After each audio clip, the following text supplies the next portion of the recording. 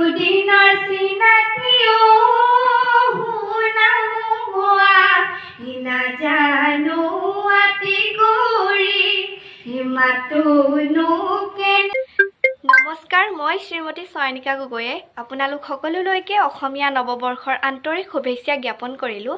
লগতে মই এটি যোজনা গাম আৰু যোজনাটো যদি শুনি ভাল পায় তেনেহ'লে like, comment, share and subscribe কৰিবলৈ একেবাৰে নাপাহৰিব। তেনেহ'লে আহকচোন যোজনাটো শুনি চাওঁ। জানো হে দিহিং নৈ বাহিলে দিচাং নৈ বাহিলে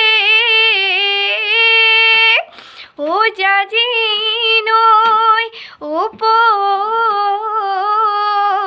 চিয় গ'ল হে ঢোলেটি বাজিলে ও পেপাটিও বাজিলে